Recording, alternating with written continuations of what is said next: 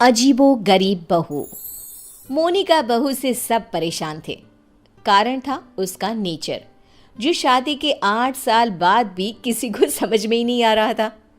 बहू, मैं मंदिर जा रही हूँ, आऊं तो पराठा तैयार रख दे दी है। लेकिन जब थोड़ी देर बाद पति सारा सामान लेकर आता है तो मैं चली दाल बनाने। लेकिन ये क्या, झोले से तो दाल निकलती ही नहीं।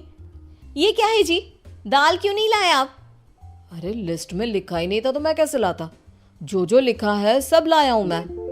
बस अब तो मोनिका का गुस्सा 7वें आसमान में पहुंच जाता है।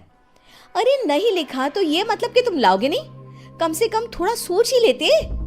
मोनिका बड़बड़ाती वहां से चली जाती है और पति, वो तो बेचारा सर पकड़कर खड़ा हो जाता है। अब पता चला हम कैसे रहते थे सारा दिन और सारी शाम।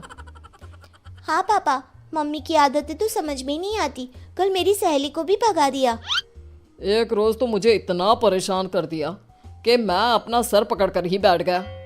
अरे मेरा तो रहने ही दो बेटा, क्या बताऊं क्या ना बताऊं।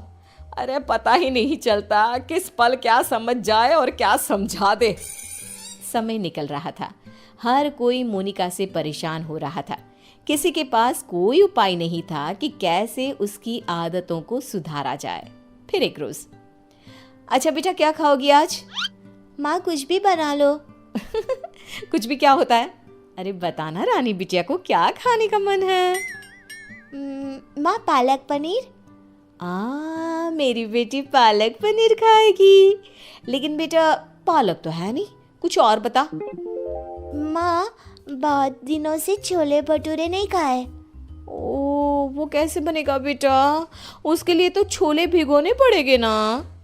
बेटी माँ को जो भी बनाने को बताती, मोनिका कोई ना कोई परेशानी बता देती, जिसके बाद माँ कुछ भी बना दे, तू एक काम कर, दाल चावल ही उबाल दे।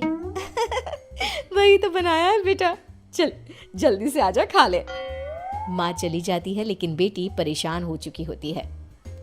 क्या है, माँ ने जब बना ही लिया था दाल चावल तो मेरा वक्त क्यों बर्बाद कर रही थी?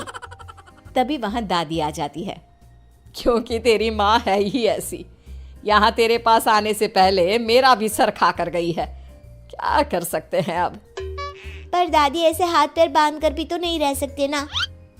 हाँ बेटा, सही बोल रही है तू। बहू को तो समझाना ही होगा कि वो जो व्यवहार करती है वो ठीक नहीं है। बस फिर क्या था, सभी सोच लेते हैं कि जैसे को तैसा करना है। अगले रोज नाश्ते पर, ये क्या है मोनिका, पराठे क्यों बनाए? मुझे तो पोहा खाने का मन था। लेकिन मुझे कैसे पता चलेगा कि आपको पोहा खाना है? बता देते ना।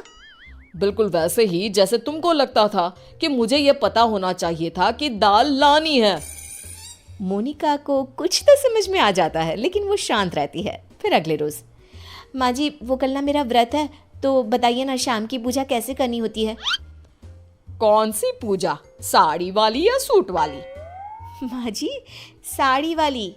वैसे क्या खाते हैं उसमें? खीर ना, तो मैं अभी खीर बना लेती हूँ। कौन सी खीर बहू, चावल वाली या सूजी वाली? बहू समझ जाती है कि वो सास को जैसे कभी पराठे के लिए कंफ्यूज कर रही थी, सास उसे अब कंफ्यूज कर रही है।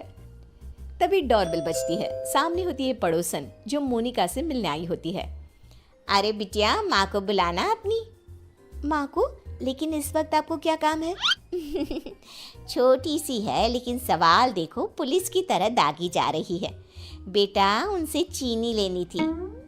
अच्छा, आपकी कटोरी में या हमारी? बेटा वो मैं लेकर आई हूँ, जरा माँ को बुला दो। कल पड़ोसन के घर क्या झगड़ा हुआ ये भी पूछना था। ये क्या बात हुई, किसी के घर के झगड़े को डिस्कस करना? वैसे आपके पति क्या करते हैं? वो कितने बजे ऑफिस जाते हैं? और माँ जब शाम को वॉक पर जाती है तो क्या उस वक्त आप लोगों की बात नहीं होती? मोनिका बेटी की सारी बात सुन रही थी, लेकिन जैसे ही वो बेटी को कुछ कहती, पड़ोसन उल्टे पैर भाग जाती है। माँ, मीरा, मैं समझ गई हूँ कि मैं क्या गलती कर रही थी। मुझे माफ कर दीजिए प्लीज।